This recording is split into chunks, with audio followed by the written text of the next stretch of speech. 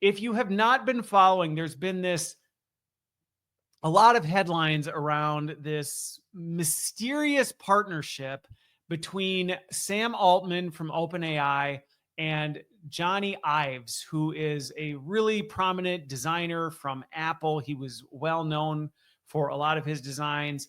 And they've basically, OpenAI, and this is my best understanding of it based on all the different things I've read, acquired or did some sort of deal for like $6.5 billion for some sort of AI gadget. And so it's a partnership with Jony Ives, who's the product designer, and he's got some AI gadget he's designing. We know there's not a whole lot of details. There's tons of speculation. So just as a warning, because I talk all the time about how there's so much misinformation out there, if you see pictures of a device or if you see things like this, some sites are really good at making sure they're clear that this is just an AI guess at what it is. Others make it look like these are like product specs for the things. We really don't know much about what they're doing, but what they're talking about and some of the things that are coming into the market, or at least coming to the surface about this, are showing there's really going to be a big play with some sort of device, screenless device, that they're going to be partnering on. Now, to me, this doesn't surprise me. Some folks who maybe have been following the AI device may have thought of like the rabbit or the humane pin and been like, really, this thing again? Like, didn't this die out? To me, the hardware space is one I do anticipate we're going to see a lot of moves in, which that's why I wanted to focus on this, because it's more than just, ooh, hey, what's the hot trend? What is Sam Altman and Jony Ives working on?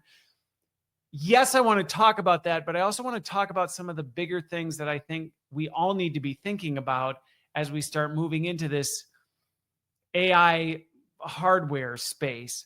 So really what they're predicting this is going to be is some sort of screenless device with cameras and surround microphones and things like that that you can interact with, that's basically always on, that's basically your hands-free AI assistant that's with you wherever you go. Now, depending on who you are, I know I've got a very diverse group of people in my audience. You may have very different reactions to that. I know I have some folks who are going to be like, sweet, how much is it and when can I buy it? I know there are other folks that might have thrown up in their mouth a little bit just at the thought of these things. So I know that there's mixed reviews on how people are feeling about this. Let me say this first. I fully anticipate that this is going to be an inevitability we're going to have to just deal with, which is part of the reason I really want to focus on this, because this is going to open up a whole new can of worms for things like privacy, consent, all this kind of stuff that's going to be like, boy, how do we even manage that? But I don't think there's a world where we go, well, rabbit and humane, they didn't make it. This one's not either. For Sam Altman to spend $6.5 billion on something, and then somebody with the industry horsepower as Jony Ives getting into the game, whatever they're cooking, I'm guessing it's going to be pretty impactful. Now, that said, does it necessarily mean it's going to take off like a rocket? Not necessarily. I think a lot of people, myself included, really thought some of the wearable stuff was going to get moving more when Apple got into the VR space, when the Apple Vision Pro came out. And again, there's still just some hiccups with it. People are much more sensitive when it comes to wearable on like things like this. And, it's got to meet style demands. It's got to meet, there's a lot of things that go into it. So I don't anticipate that this is necessarily going to be the thing, but I think this is a very big step in where this is going to go. And so some of the things to consider about this, if you look at some of the product specs or some of the anticipated specs, again, nobody knows what this is. There's lots of, just so you know, if you look this thing up, and you can't look it up because like the name isn't really a thing yet. But if you just look up Jony Ives, Sam Altman, AI gadget, you'll see all these AI predictions of what this thing looks like. And basically it looks like people are wearing this strange medallion with a camera, around their neck. Whether that's actually what it's going to be or not is still, to be seen. But what I think they're going for, and I think I don't want to say makes sense as in I agree with where it's going, but why I think it's going to be inevitable and why the big tech companies are going to push for this. AI right now, and I've said this for a long time, is hitting a data ceiling. There's just only so much data it can capture when it's just capturing, what it has access to. It needs more contextual data. And in order for it to get contextual data, it needs people, literally, because people are the product. It needs people taking it everywhere it goes and using it. And it needs to be basically consuming everything around it so it can learn more contextual cues. It can learn more about all this stuff. It can start to, pick up on, well, why do people do things the way they do? What do they do? What are the different patterns?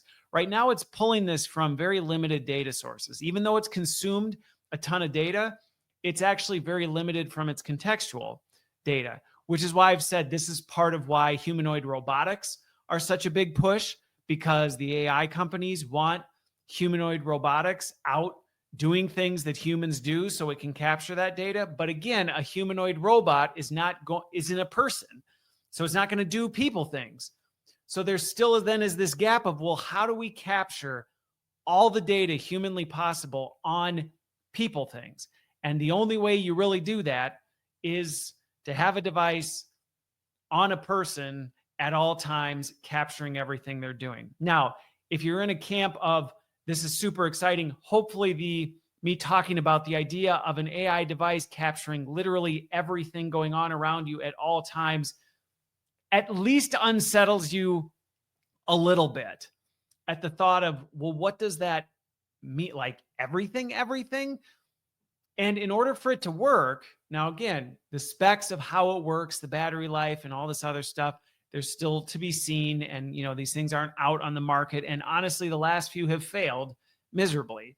So I don't think we're in the clear and this is just this will be the thing, but it very well could be. And what it could mean is that we could very quickly, similar to an Apple Watch or an iPhone, start to move into the age of computing and AI adoption, where literally large percentages of the population have an always on camera, always on speaker with them everywhere that they're basically interacting with. Now, I don't necessarily inherently go, oh, by default, that must be terrible. I mean, there's people who have personal assistants that follow them around everywhere they go today. So it's not completely foreign. So if you hear this and you just think sci-fi dystopian world, it isn't necessarily in that sense, in that this is something that happens today. It's just normally limited to a very elite few. Like, most people can't afford to have a personal assistant that literally follows them around, tracks everything they do, and then predicts what they might need and helps make sure that that gets there. So you can see where there is the appeal. I think as people start to understand what it can do, there will be the appeal to, well, yeah, of course I would want an AI device that just kind of gets to know my habits and my routines, and then just ask me, hey, do you want me to do this for you? Because you normally do this. And I go, oh yeah, that would be nice. Can you just take care of that? It knows your schedule. And it's like, do you need me to call you an Uber? And all you have to do is say, yeah, have it show up at this location, type of a thing. So are there some very practical use cases where it's democratizing something that historically it's been in existence? And that's, I think, the main point. What it would be doing is not, oh my gosh, we've never had this before. We have had this before. It just has only been limited to a very elite few. Now this could potentially democratize that, which is exactly what AI is designed to do. It's designed to democratize, or one of the things it's designed to do is to democratize things for everybody so that everybody can have access to their own personal AI assistant that literally knows their every move and predicts what they're going to do and is involved in every conversation they have. So if you ever need to go, what did I say with so-and-so today? You don't have to look back at notes or PDF planner or whatever you normally use. You just ask whatever your device is, and it's been listening and watching everything you did, and you can get things. Now you can start to see where from a convenience standpoint, that sounds really good. And that's where there is a part of me that goes, I could see this being helpful. I could see this being something that could be really useful if it's tapped into all your, the things that you use and your calendars, and it knows your kind of habits and your idiosyncrasies and things like that, to have basically an AI that, predictively says, hey, would you like some help with this? Or knows that something just popped off and, helps talk you through it. I mean, I'm literally thinking of thousands of use cases when I saw the thing where my initial reaction was, what a dorky device. Like if anybody starts walking around with this thing, but then I'm like, it looks dorky now because nobody's doing it. People thought smartwatches were stupid, and now I'm one of them. Like everybody, a lot of people have Apple Watches or some sort of smart device on their hand or wrist. So it's only dumb till it becomes mainstream. Do I think it's going to become mainstream? I absolutely do. If for no other for a couple of reasons. One, I think the convenience factor, and when people start to think about, once you get the early adopters that start using it and go, oh, you don't have one of these? Like, it's so great. I don't even have to think about things. As I'm making dinner, or as I'm getting ready for dinner, it asks me, hey, what are you thinking for dinner tonight? And it knows what's in the fridge. And, oh, you made that the last other night. Do you want me just to order out? And, it'll take care of the order for what do you want? That level of convenience is going to be very appealing, especially if you can buy they don't have any pricing information on this thing yet, but if you can get one of these things for a few $100 and it can do all that for you, I can see at first people might be resistant, but slowly they're going to start going, well, that would be actually pretty nice. And then when your friends all start going, you don't have one of these? Like, good grief, how do you live? The pressure will mount. So I think the convenience factor alone, just like some people held out on not having a smartphone or a cell phone, and then eventually you got it, or some people back in the 90s didn't have internet, and then you did. There were the people who held out on cable, and then eventually it just kind of became, well, you don't have Netflix? Really? Why? So that's one of the reasons why. I think the convenience factor will be very appealing. And like I said, I don't necessarily think all of that is bad. There's some of that stuff that sounds appealing to me, to not necessarily always have to go, zip over to my computer to do something if I'm trying to remember or, put my thoughts together on something. So I can see it. The part that makes me a little bit hesitant is these big tech companies have an agenda, and the agenda isn't your well-being.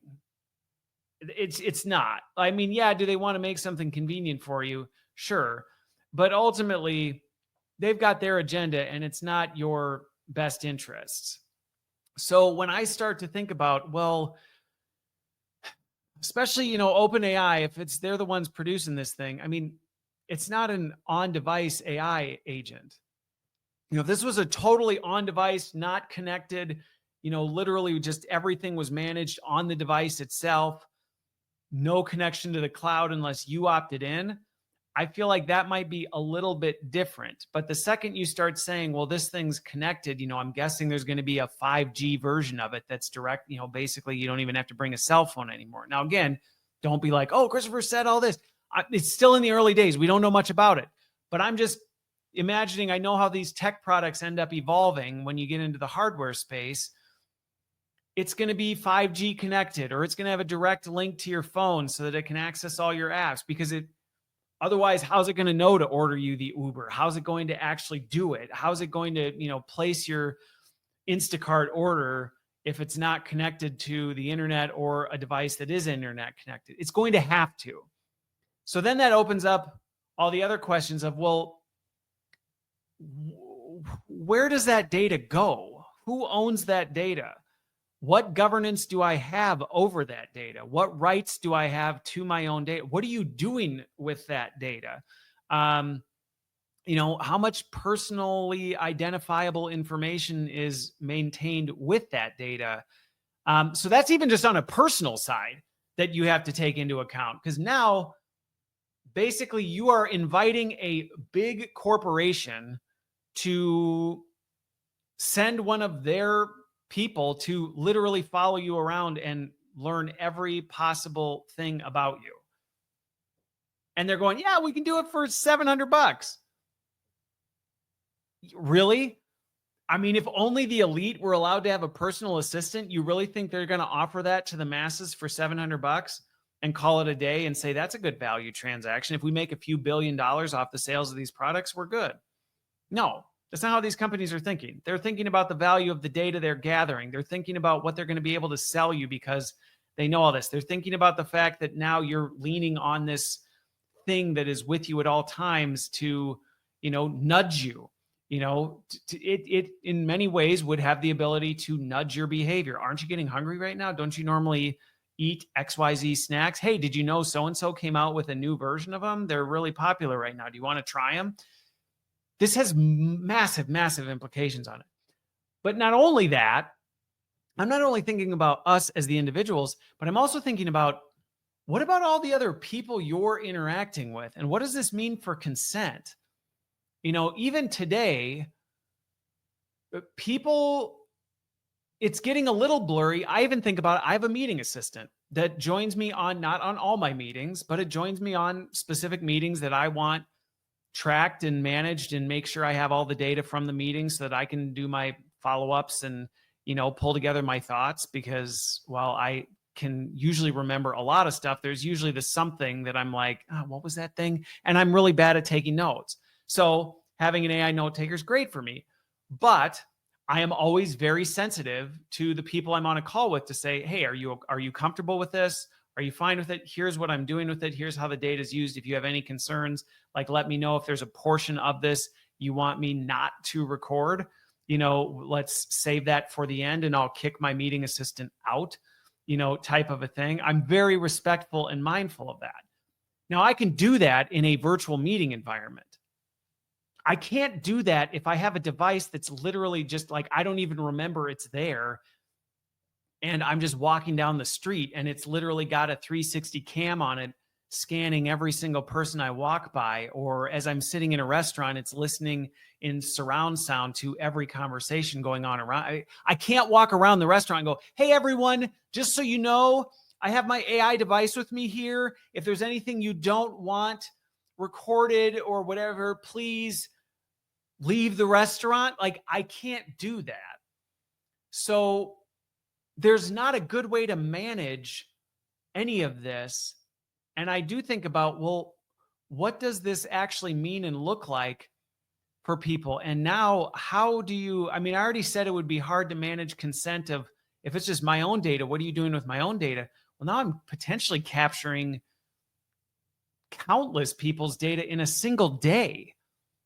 What's happening with their data? How is it being managed? Is it, because if you really understand AI, it's picking up on literally every pattern. It's not missing a thing.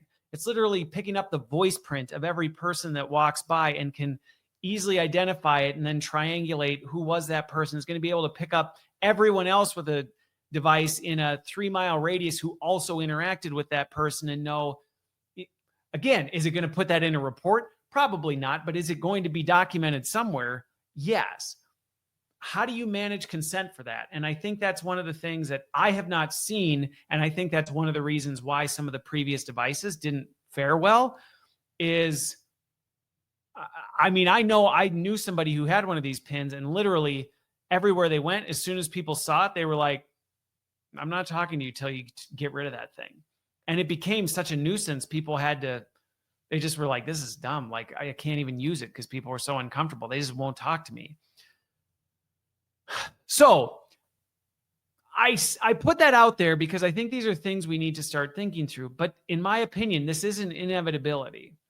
There were people that thought the internet wasn't going to make it. There were people that thought smartphones weren't going to make it. There were people that thought, there's people that now are like, yeah, there's no way we're going to have an AI device that's on all the time on everybody. It's like, well, there probably is, and it is going to happen. It's a matter of when, what it looks like, who's behind it, and what kind of things do we need to demand and expect. But I think for you as the listeners, I think it's something you need to start wrestling with. What is your comfort level and where is the line of convenience too far? Because the pressure to just continue doing this, now you talk to somebody, and if you bump into somebody, I guess now it's a little different. It used to be years ago, if you were like, you don't have a smartphone, what's wrong with you? Now, if you say, no, I don't have a smartphone, I got rid of it because I saw how addictive it was and I wanted nothing to do with it. People are like, mad respect, man. Good for you. So I think we will inevitably see that curve where this will probably be slow to take off. Then it's going to explode. It's going to be everywhere. Then we're going to start to see some of the consequences, and then we're going to start to see people pull back. But the penetration of it's still going to be too deep for us to completely, get away from it. And so I still am in the early stages of myself kind of wrestling through what does this mean and how am I thinking about it? And I'm bringing up these things in conversations with, business leaders. Because again, there's lots of people interested in them. And it's usually people in power who have something to gain by knowing a lot about a certain group of people. Companies, they're very open to their remote employees having one of these corporate devices tethered around their neck so that the company can know where they are, what they're doing, how frequently they're doing it, all this other stuff. Do I think that's okay? No. But we're going to have to start redrawing the lines around privacy, consent, data protection, like all this stuff. And this is probably going to open it up even more than some of the other things we did. It's a nightmare right now with just like people dumping stuff into ChatGPT that's like, you did what? You dumped the corporate, top secret files into an OpenAI platform that can easily be reverse engineered to get that data out. That's a problem. This is, I think, going to bring us into a whole new world of those problems. And I don't know that I have answers yet. And again, I don't know that I'll ever have the answers, but I wanted to bring this up because I think it's something that we all need to start thinking about because it will come. It's a matter of when and how far off are we? And I know that there are the folks who are going to go, well, our phones are already listening to us all the time. Yes, they are, but not quite in the same way that something like this would be. And yes, there are a lot of parallels. And I've already talked to some people who are like, why would you even be worried about this? This is already happening. Everybody's got an AI device walking around with them everywhere, which is also to me where I'm struggling with why a new piece of hardware? Why wouldn't we tap into the existing ecosystem of hardware? I don't want to wear a stupid medallion around my neck. If I'm going to have something like this, I'd rather just have my Apple Watch, available, but I'd want to be able to purge my daily data, and only, but see, this is where even then the administration of, well, what do you keep? What do you dump? How do you make sure people are aware of what you're keeping, dumping? It opens up a whole lot of ethical things. And so, like I said, I don't have my thoughts fully fleshed out on this, but am starting to wrestle through these, starting to talk with different hardware and AI companies about how they're using responsible AI practices in this, because if they're going to get adoption, they're going to have to be able to answer some of these questions. Because I will say a lot of people I talk to are very, very uncomfortable with this. They're not there. I talked to one person the other day. They said if somebody showed up with that thing at my house, I'd say, get out until you take it off. That thing's not allowed in my house. So there's definitely some resistance to it. But in the public square, I don't know. So I'm curious your thoughts. I'd love, comment, send me a message. I'm really curious, would you wear one of these if it does look like, I don't know if I would wear the one that it looks like, but would you wear something like this? Would you care if your Apple Watch was literally listening and watching everything you were doing all day? And what would it change? I don't know. It's a lot, which is why I just wanted to open the floor for this and actually at least get people starting to think about it.